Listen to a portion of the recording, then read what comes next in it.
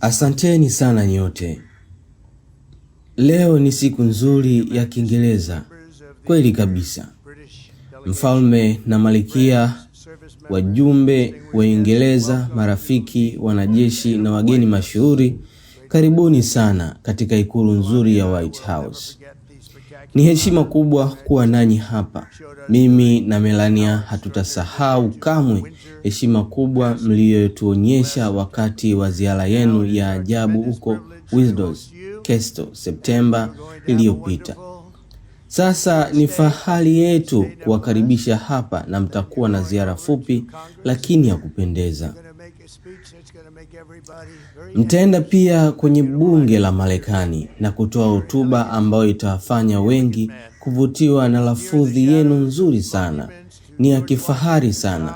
Yeye ni mtu mwenye hadhi kubwa. Kusikia katika kivuli cha kumbukumbu za George Washington na Thomas Jefferson.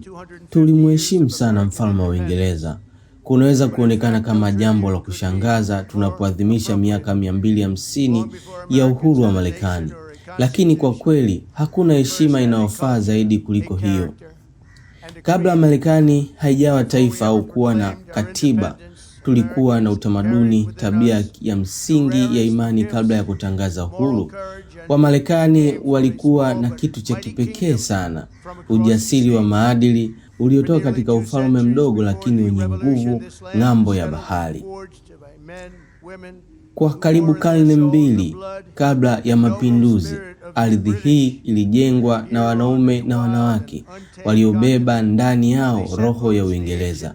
Katika bara hili jipya na lisilotawaliwa, waliendeleza upendo wa uhuru na hisia ya fahari, hatma na utukufu wa Uingereza.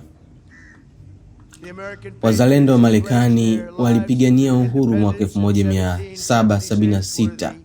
Walirithi urithi huu mkubwa waliokuwa na ujasiri, imani ya kusimama kwa yaliyo sahihi na mema ya kweli. Katika miaka ya hivi karibuni, tumekuwa tukisikia kwamba Marekani ni wazo tu, lakini uhuru haukuanza tu mwaka 1776. Ulikuwa matokeo ya mamia ya fikra, mapambano, kujitoa mhanga pande zote za Atlantic. Leo tunaona ishara hai ya uhusiano huo wa karne nyingi. Mti uliopandwa na Malkia na marehemu Queen Elizabeth wa pili ulikuwa mdogo, lakini sasa umekuwa mkubwa na wenye nguvu. Kama mataifa yetu yalikuwa, ulipandwa na mikono ya Uingereza, lakini ukamea katika ardhi ya Marekani. Katika karne zilizopita tangu tupate uhuru, hakuna rafiki wa karibu zaidi kwa Marekani kuliko Uingereza. Tunashiriki mizizi, lugha na maadili. Wanajeshi wetu wamepambana pamoja kulinda ustaarabu wetu chini ya bendera zetu. Mama yangu mpendwa Mel McLeod alizaliwa Scotland. Alikuja Marekani akiwa na miaka 19. Akakutana na baba yangu na wakaoana kwa miaka ya 63. Alipenda sana familia ya kifalme, hasa Malkia, na kila alipomwona kwenye television alikuwa akivutiwa sana. Miaka 80 iliyopita, Winston Churchill na Franklin D. Roosevelt walikutana baharini kupanga mustakabali wa dunia huru baada ya vita vikuu vya pili vya dunia. Huu ndio msingi wa uhusiano wetu maalum. Katika saa chache zijazo, mfalme atakuwa mfalme wa kwanza wa Uingereza kuhutubia kikao cha pamoja cha bunge la Marekani.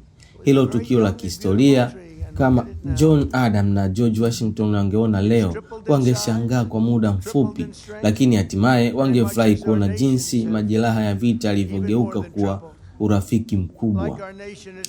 Wanajeshi waliokuwa maadui zetu zamani sasa ni washirika, wakipigana pamoja kulinda uhuru wa dunia. Hakuna waliopigana vizuri zaidi pamoja kuliko sisi. Leo tunapotazama miaka 250 iliyopita, tukumbuke kilichofanya mataifa yetu kuwa ya kipekee na tuendelee mbele kwa dhamira kubwa zaidi, kulinda uhuru na mila zetu nzuri kwa manufaa ya wanadamu wote. Mfalme na Malkia, asanteni kwa ziara hii muhimu.